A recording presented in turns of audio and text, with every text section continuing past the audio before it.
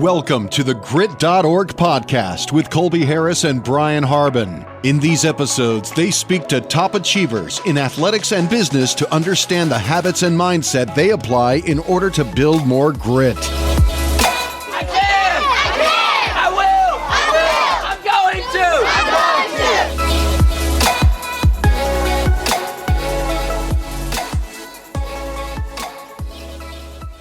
Welcome back to the Grit.org podcast. My name's Colby Harris. I'm here today with Mr. Brian Harbin, as always, and we're here with today's guest, Liam O'Regan. Liam, thank you so much for joining us. Yeah, thanks for having me. Excited to be here. Absolutely, man. Appreciate you making the drive up from Delray, correct? Kind of right around that area. Delray Beach. Took a little bit of coordination to have him here, but born and raised in Rhode Island, Liam was an advanced athlete from a young age. He played all sports and excelled in surfing, hockey, and baseball.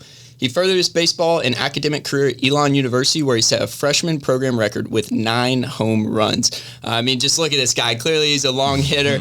Following 4 years at Elon, he got his master's degree from Lynn University while also launching a fitness coaching business. Later on in the year 2020, Liam started an athletic apparel and supplements company, FortySteps. We're thrilled to have him here to discuss all things sports, business, and understand how he has built more grit in his life. So, Liam, diving right in, I know you're up here staying with your parents. They're kind of local to the Jacksonville area, so clearly still have a great relationship with them and get to see them whenever you can. So take us back to the beginning and being brought up in Rhode Island. You know, what was your hometown like, and what were some advantages or disadvantages you had there?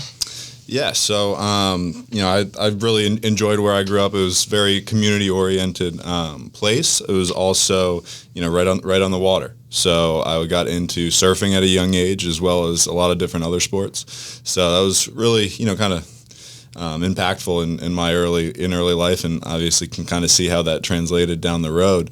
But, I really enjoyed growing up in Rhode Island and everything that it had to, that came with it. It was definitely like kind of a smaller town vibe in the winter and the off season, and then pretty touristy spot in the summer. So it was a good mix of both. And, surfing, hockey, and baseball, that's a pretty diverse group of sports. So tell us about, what age you kind of got into sports and kind of how the interest in each one of those started. Mm-hmm. So I would say, I grew up probably, less than a mile from the beach. So I was always wanting to go to the beach, and some of my dad's friends surf, so they kind of got me into it. So that's how I got into surfing at a really young age, and a lot of my friends are also doing it. So we all kind of started up at the same time. I don't know, probably like 7 or 8, and baseball was probably even before then. Would I just always go down there, like with my dad, playing just at the Little League field, hitting, doing batting practice, all that stuff. As well as obviously, like in the winter, hockey was really big up there, and something that I really enjoyed. And honestly, like looking back, I think that hockey and that like going through hockey in high school especially was some of the kind of funnest times, like playing the sport that I really got to do. And hockey is just kind of a different atmosphere, because it's like as hard as you want to go, you can kind of go and you get that return. Whereas, sometimes in baseball, you're moving too quick or you're thinking too fast, and that kind of impacts you on a negative basis. Whereas hockey, it's like you give it your all, you really get that return back. So it was cool for sure.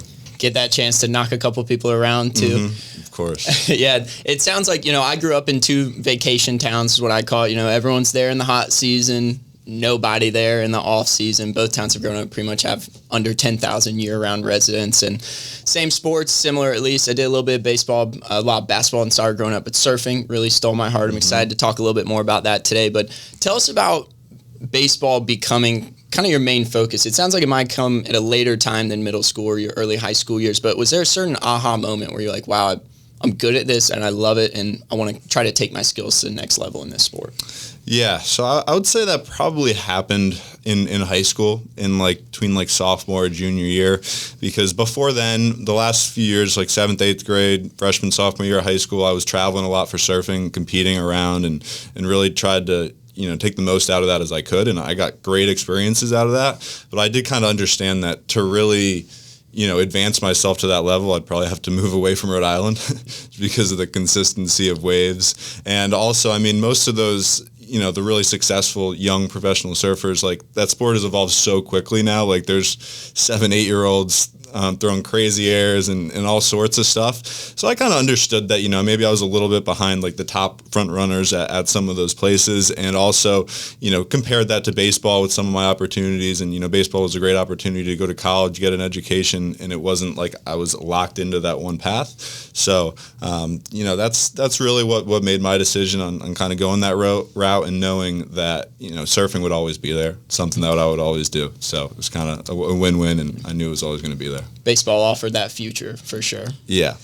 And I mean, you were in incredible shape too. I mean, you're 210, ran a 4.84, and leading scorer on your hockey team. So, did you really just, whatever you were doing a sport, I mean, how'd you kind of divide your time between, if it's surfing season, then I'm all in, and did you have kind of additional workouts to kind of supplement what you were doing, or do you feel like the cross training was just a big part of helping you stay in overall shape for each one? Yeah, so I would always, I think surfing is a year-round season, you would say. So that's something I was always doing, and I think that that's really beneficial just for functional movements, as well as like stamina and cardio stuff. Like even now, when I have some like fitness wearables that I use on a daily basis, and like tracks heart rate and all that stuff. Like surfing is by far the most cardio intense activity I do. So I think that was really beneficial to keep me in good shape in that aspect. And also I would always weight train. I was really lucky to have a good coach early on that showed me a lot of good fundamentals. So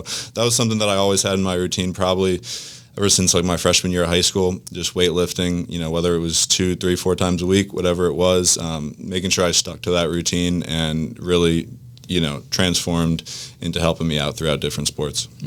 And when you say weightlifting, were there a couple staple movements that you had that you felt like set you apart for hockey and baseball, where they are those kind of, you need that power? So were there any things you did in particular that you think really supplied that through high school? I think a lot of just the compound movements that you hear about, like squat, deadlift, different types of bench press. Like obviously all those movements are going to be really beneficial, and, being able to mix it up and not necessarily only doing those main movements and like, the bodybuilder type stuff. Also, there's a lot of like, simple band work and mobility type things that you can do to really improve, like your arm in baseball and stuff like that. There's a lot of arm care, and there's a lot of other like little things that really go into it that, so my main focus wasn't always on those main things, but I think that that's really beneficial to get a good, foundation, and then you can kind of move on, but, never neglect those little things, because the people that do, and sometimes when I've done it, I've seen myself in some injury and some pain. So yeah, I was gonna say the same thing. When I was a rookie getting into lifting weights, that was the number one problem I ran into, is feeling sore for week, 2 weeks. Next time I try to go surf after a lift, it's like torn muscle or kind of like pulled it, whatever it might be. So on that topic of kind of doing different sports, your surfing career, baseball, hockey, you actually won a junior men's championship in Nicaragua when you were just 15 years old. So clearly you were excelling in the sport and doing very well, but it's a very different format. You're all by yourself. Your success or your downfall is really completely on your shoulders. So what skills or attributes did you learn in a solo sport that you were able to carry to a team sport as well, or kind of how did those differ? Yeah, it's a great question. I think that going into, surfing and especially the competitive, feel like there's a very different aspect between the competitiveness of surfing and doing contests versus kind of like free surfing and traveling and exploring, trying to find the best waves around and searching for that. It's a really cool, kind of difference between those two aspects of it. And as far as the competition goes, I almost felt like, because growing up, like in surfing for the most part, like surfers are kind of laid back and stuff like that. So I think it was a little bit hard, especially like when I first started competing, to, kind of take that like mentality throughout other sports into surfing. But I think that over time I was able to, obviously I'm a competitive person. So it was really cool. And it's nice to, be able to say that it's basically just on me. But again, I do, the team sports come with something else too. So there's definitely, a good mix that I got from both. Work well in that camaraderie setup, having teammates to have your back too. So Liam, I'm curious, walk us through kind of your thought process in terms of committing to go to Elon. I'm sure you had a lot of different schools you were looking at and deciding which sport, to go all in on and moving south, which was another big decision. So can you walk us through kind of that thought process in terms of making the decision to go to Elon? Yeah, so there was a few different schools that I was talking to, some down south, some up north, but I kind of had in my head, ever since I was, kind of made that decision that I wanted to go to college, I always wanted to go somewhere warm, somewhere where I could be outside a lot, and I think that was really beneficial, especially in baseball. The fact that, going to Elon, North Carolina, it got cold sometimes in the winters, but for the most part, we were outside all year round, being able to practice, and that's something that I really wanted. So I knew that when I was deciding between schools, that I really wanted to go somewhere where it would allow me, the flexibility to be able to go outside and practice and train whenever I wanted to. So that was really big for me. Also, I'd heard a lot of great things about it. Like I said, I had a really good coach throughout high school. Weightlifting-wise, he played baseball professionally for a little while, and I'm still pretty close with him, and he had a lot of good things to say.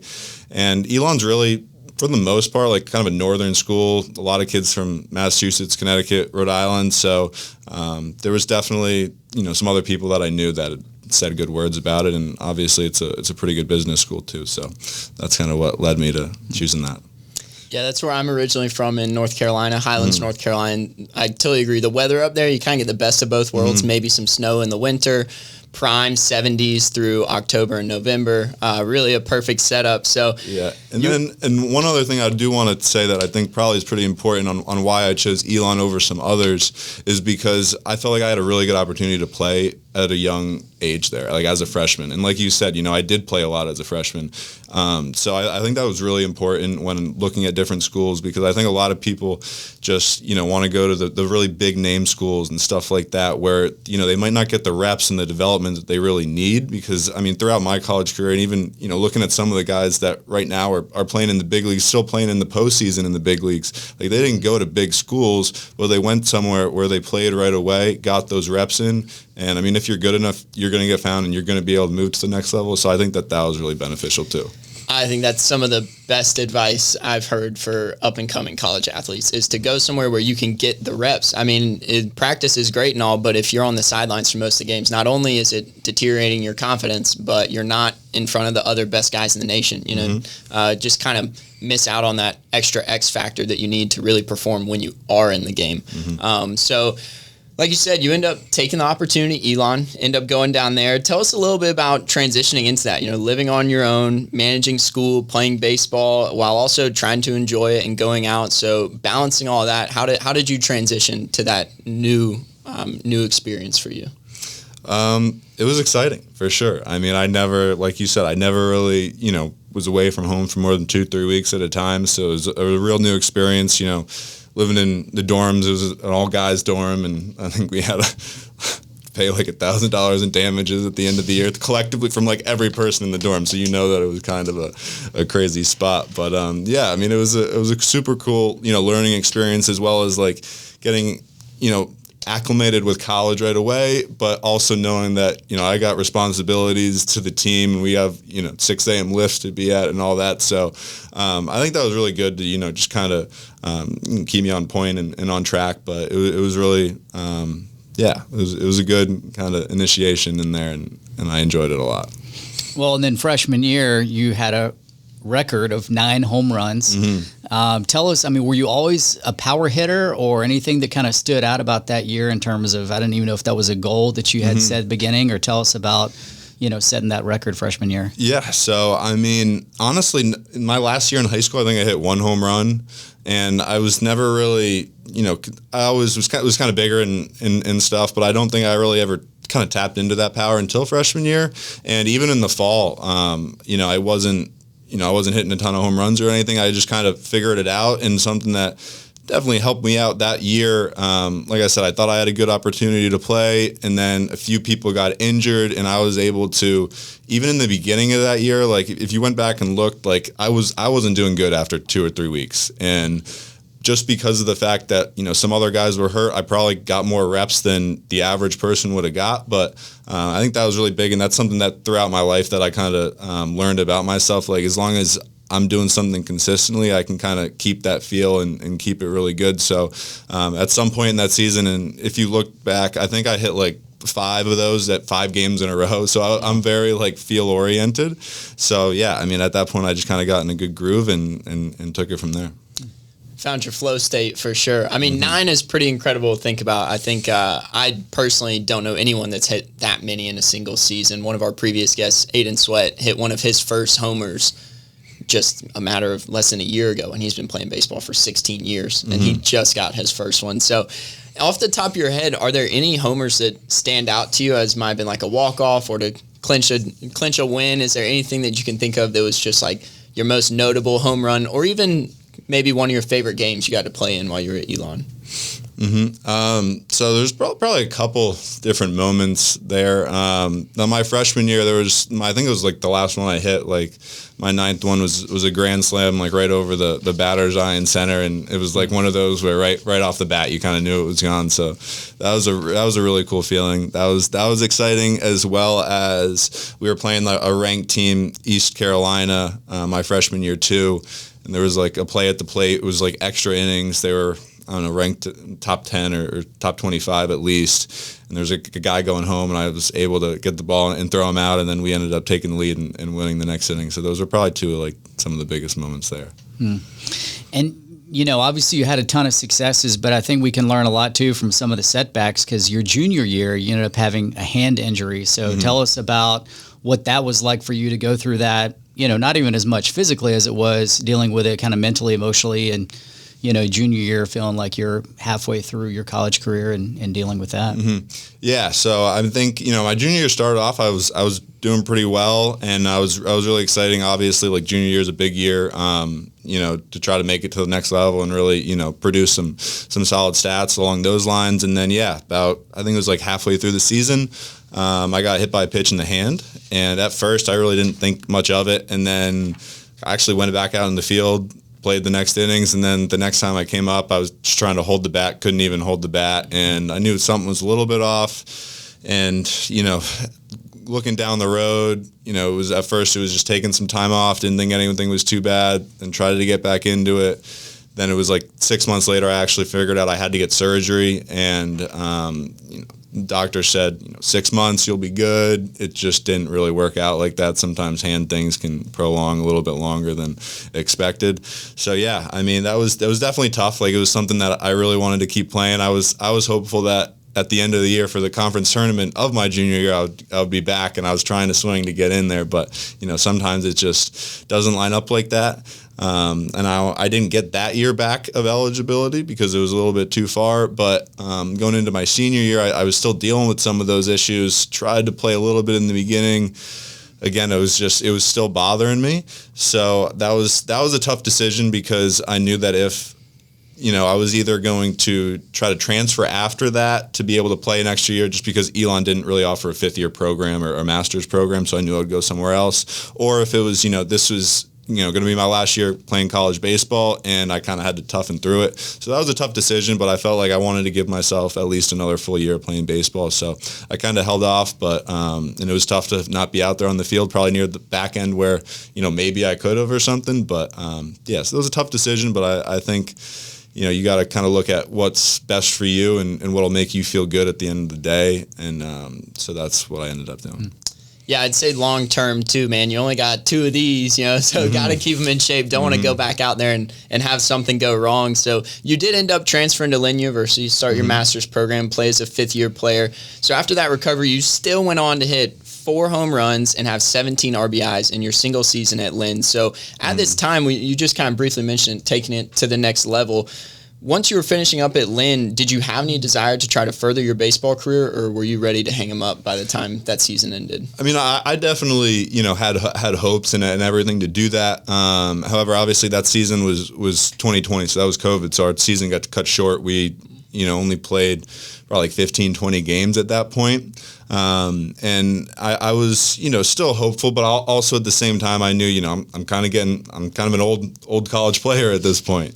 So, I had to weigh those decisions, and then a lot of my buddies that were playing pro ball that got drafted before from Elon or from other teams that I played on, like some of those guys were getting released just because of everything going on with COVID. And, even when you're playing minor league ball, the pay is not that good. And, it's a grind. It's a grind for sure to get through that. And I thought that I definitely wanted to try to continue playing baseball, but I knew there might be more out there for me outside of the baseball scope. And, I might be able to do a little bit more, impact some more people and create something else, outside of baseball. So I was, at that point, I was kind of a little bit more okay with the fact that it was, come to terms with, this is what it is, but I had a good run and I really enjoyed it. Yeah, and then while you were in college too, you got into fitness coaching. So tell us about how that started, maybe your first client, and how you decided that was something you wanted to pursue. Yeah, so again, it was kind of right around the time that happened with COVID in that season. I was really still super motivated to keep training because I did want to keep trying to play professionally and keep that role going. And I just decided that, I'm doing all this training, I might as well, share my knowledge and what I'm doing. So that's actually when I started and created an Instagram account and stuff like that. I started posting my workouts and things along that nature and kind of started a following there and trying to, share different types of training advice and kind of keep everyone updated with what I was doing. So that's how that started, and then was able to, help some other people out with some of their goals. There's no better time to start working on your personal brand than in 2020. I think just about everyone kind of realized what value that held. Even today, I was at the social media expo at UNF, and that's exactly what they were saying, is that it's actually been nearly a 100% increase, so a double in the amount of people using social media from pre-COVID to where we're at now. So it's I think 2.5 billion more people are on social media today than were before 2020. So while doing your coaching business, getting that off the ground, working with clients, you were finishing up your master's, and you also launched FortySteps later that year in 2020, your fitness apparel and supplements company. So what was it about the fitness space that made you want to launch FortySteps, and how did you start that process of getting it started? Yeah, so throughout that year, obviously, throughout that year, I was, continued on with that. And actually, the Instagram, the accounts that I created were under the name FortySteps, right from the beginning, because that was, I wanted to make it kind of more than just me and kind of start to create a community and some other things along those lines. So, I just kept kind of going with it. I didn't really know exactly what I wanted to do. I knew that supplements, at first were something that I really wanted to do. I worked with some different brands, within the space and saw how they were doing things and really wanted to tailor something a little bit more like performance and athlete and overall health focused. So that was kind of the time where I was starting to think about that and kind of putting some things in motion.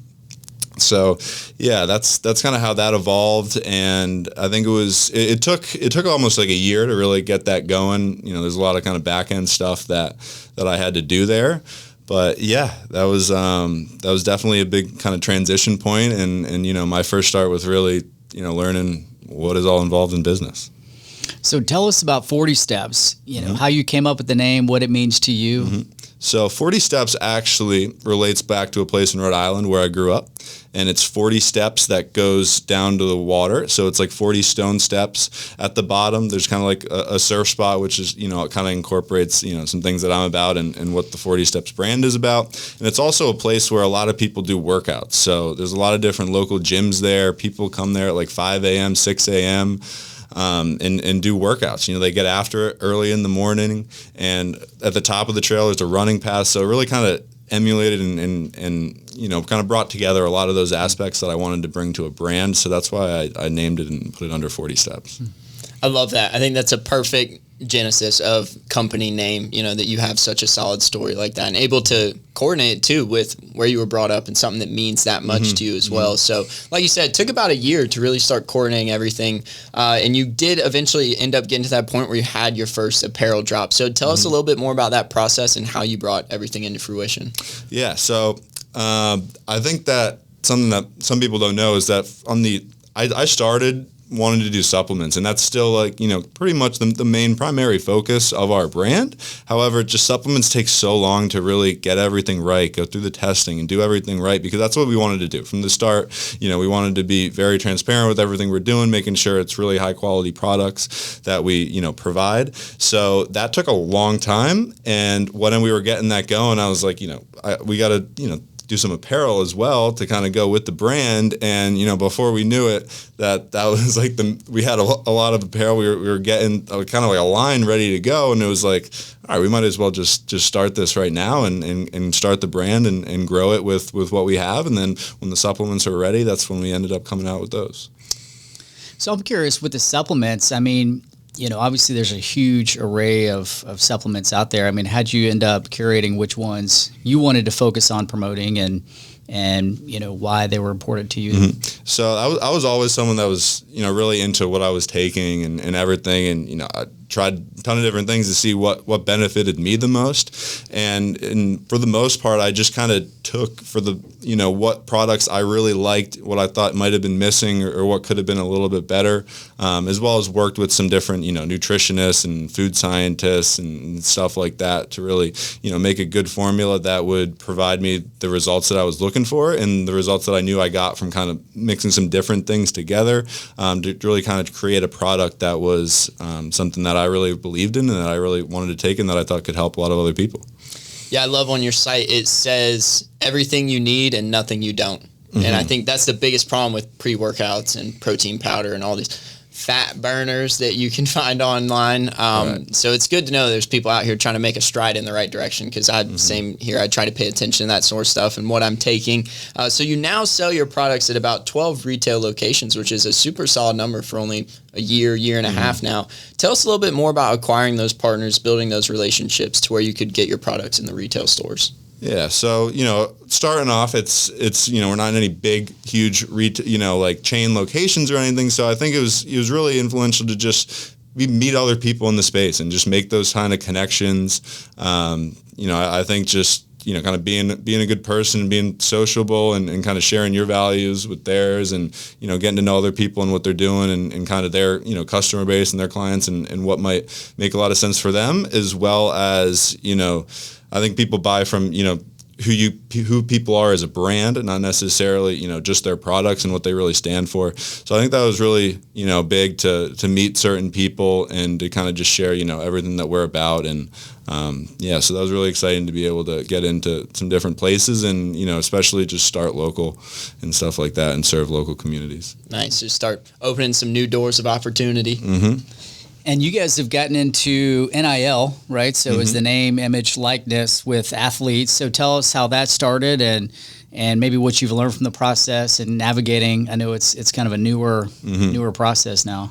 Yeah, so it was really cool kind of timing, because that was, the year after I got out of college. They made that rule where, now college athletes can benefit off this stuff. And I was like, I wish I had something like that when I was in college. So I wanted to give those college athletes the same the opportunity that I didn't have when I was in college. So I wanted to, create a ambassador program and an athlete program around them to be able to benefit them, because I know that when I was at college, I mean, I played at a very good school and we were provided a lot of things, but at the same time, for the most part, like in terms of like supplements and stuff like that, we would get, like water for the most part during our things. It was a great day when we got, a little bit of Gatorade in our cooler or whatever it was, that was for the big games.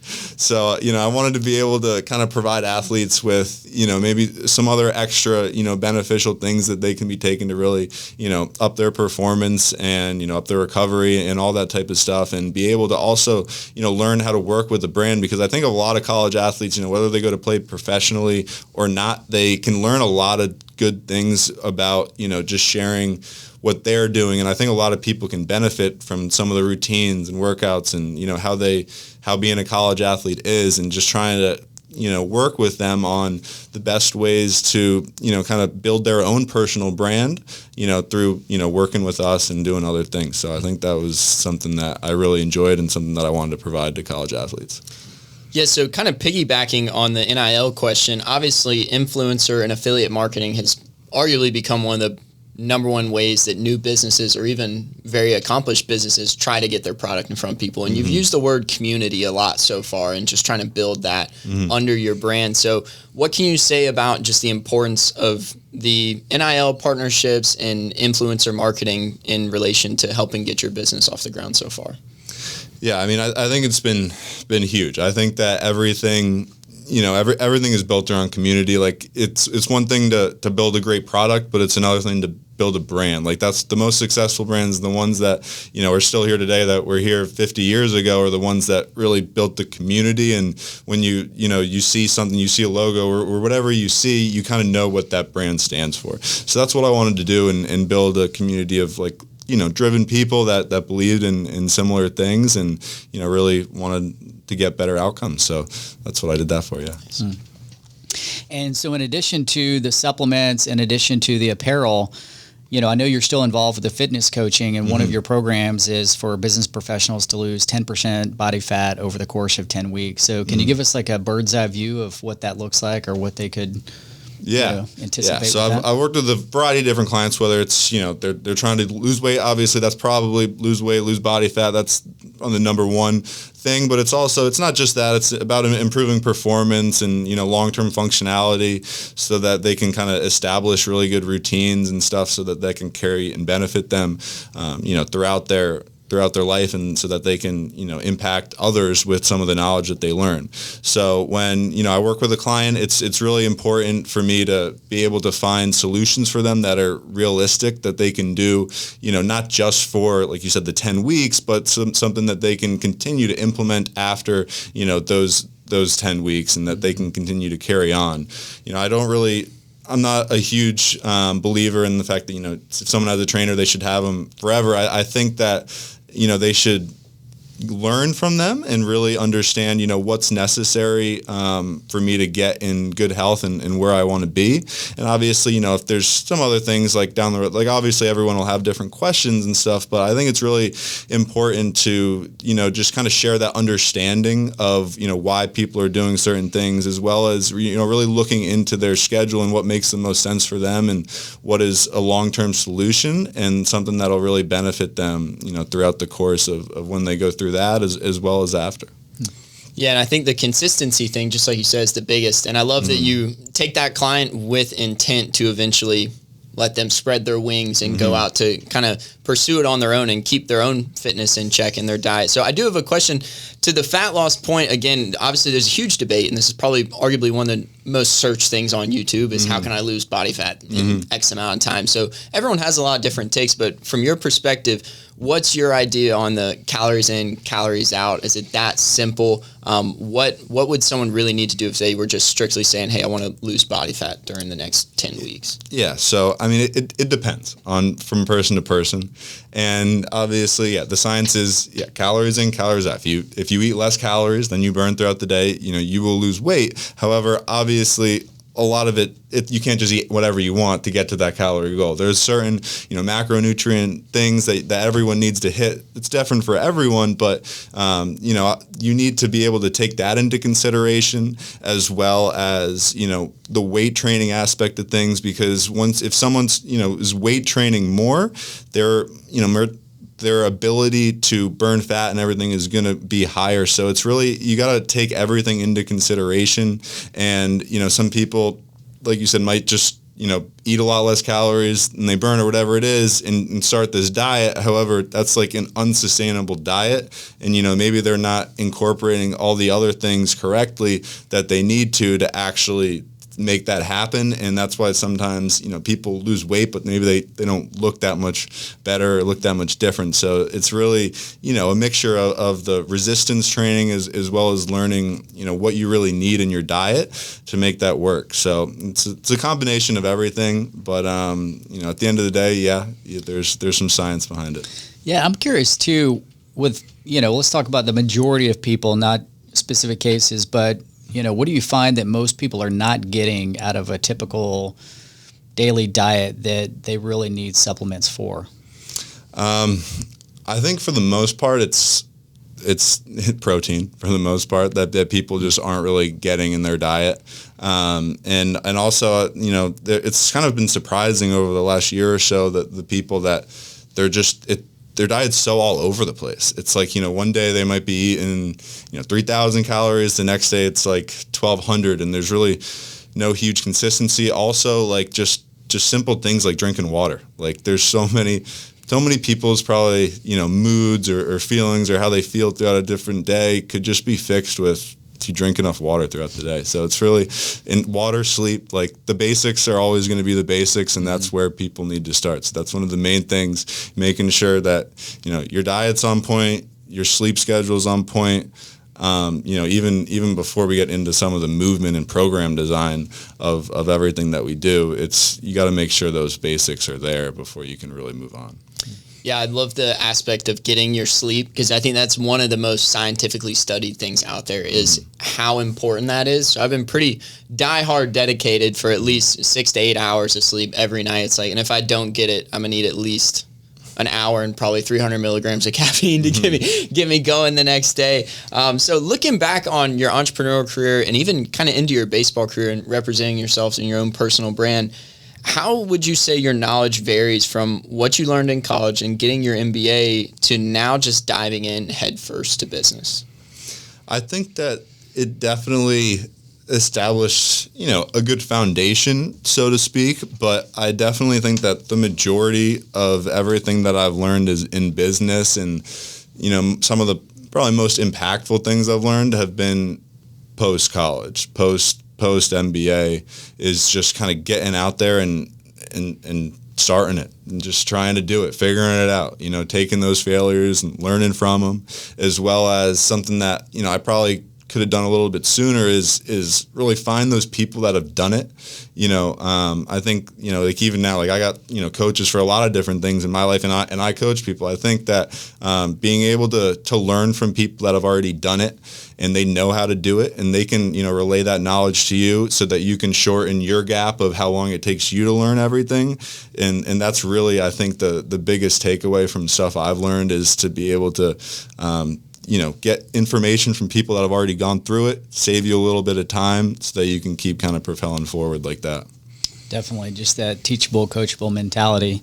And kind of on that note too, what are some things that you feel like you've taken from sports that you now apply as a business owner? I mean, what are some of those transferable skills that you feel like you really dialed in on in sports that you now use most consistently in business? I think just like the determination of just consistency and just getting your reps in, like with anything that you do, whether it's, sales or hitting or whatever it is, like you're going to get better with time. I'm a big believer in, if you do the most reps in whatever that you do, you will succeed at it. You'll be the best at it. It's a volume game, and I think that's really big, and that's something that I've taken, from baseball, and something that I've, translated into business, and something that I've seen, some of the people that I played with, the guys who, stayed after, did more reps than anyone else, found that consistency and stuff. Those are the people that excelled. Yeah, I think it's perfectly correlated to you too, because baseball is called a game of failure. If you can fail the least, you're probably going to be one of the best guys out on the field. And I feel like it's the same way in business. There's really no failure, and I'm sure everyone's heard this a million times, but no failure, just opportunities to learn. So especially for you as a baseball player, that definitely ropes you back in. And so we spent a good bit of time talking about your physical health and kind of how to maintain that, how to best prepare yourself when you're on the field. But I want to tell us a little bit about how you kind of maintain your mental health. I know we've talked about some sleep, things like that, but now business owner for running multiple programs, you got to maintain your own social media content, relationships, friends, family. Life gets crazy. So what have you done over the course of your career, baseball professionally, to try to keep your head level and just really try to come up the next day ready to attack it? I think you always kind of have to rethink, why you do everything that you're doing on a daily basis, as well as, some things can be overwhelming at times. And there are those times where, you need to work until 1 a.m. or waking up super early to get what you need to get done, but also, balancing that out to know that, on an ideal day and whatever you need to do, like you got to make time for yourself. You got to make time for your physical health, for your mental health, and for family and friends. So I think it's definitely a big balance, but knowing that at some point you're going to have to sacrifice some things to really get to where you want to be and hit some of those goals. Yeah. Go ahead. Yeah, I mean, and I was going to ask too, I mean, you're really still just in the foothills of, growing your business. So I wanted to ask you, any, 5, 10-year plans, goals, where you see your business growing from here? Yeah, I mean, there's definitely a lot of different ideas and plans that I have, and I think that it's good to have, kind of those goals, 5 or 10 years goals, but also, understanding that the means of getting to those goals might change. And over time, you might figure out that, I really wanted to do this, but I think that this other path might be better. So I think it's always good to have some bigger overarching goals for your business, for your personal self, whatever it is. However, be flexible with the different methods that you can take to get there, as well as, transitioning into what makes the most sense for your brand, as well as, the people that you serve. So just one last question for you here, Liam. As you know, Brian has really built Grit.org, and thankfully I've been able to be a part of it on our Grit Creed, which are 12 principles we really believe everyone should live by. And that's really what the basis of the programs and the businesses and this podcast is really all about. So what part of the Grit Creed resonates most with you and why? Yeah, so I would say that what resonates the most with me is the line where it goes, I will accept the things I cannot change, have the courage to change the things I can, and seek the wisdom to know the difference. So that was something that really stuck out to me. And, like everything, there's a lot of different things that you just can't change in life. Like, it is how it is, but you can really just, you respond. It's the way you respond to those different things. And change the variables that you can control. Let everything else happen as it may. And also knowing the wisdom behind everything else that comes with it, and always being willing to be teachable. I think that's great insight, man. I think that last part, the wisdom to know the difference, is probably one of my favorite parts of the whole line, because everything else, it comes down to the decision at the end of the day. So got to make that. But man, just great time having you here today. Really appreciate you making the drive up. Glad we could fit in the schedule, have a chance to talk a little about your story. How could people find you or get more involved with 40Steps or get involved in your coaching programs as well? Yeah, so you can either find me on Instagram, probably is the easiest way to find me. It's just Liam O'Regan, and then my brand is 40Steps. So they can find it that way. And also, if there are any other college athletes out there, you can sign up on 40Steps to become an ambassador and, be a little bit more involved in the community that way. So, yeah, and we'd love to grow the community. So that's something we're big about. Liam, really appreciate you coming out today, man. Everyone check out 40Steps as well as Liam O'Regan on Instagram. That's a wrap for us. Make sure to share this with someone you think it would resonate with. That's all for today at the Grit.org podcast.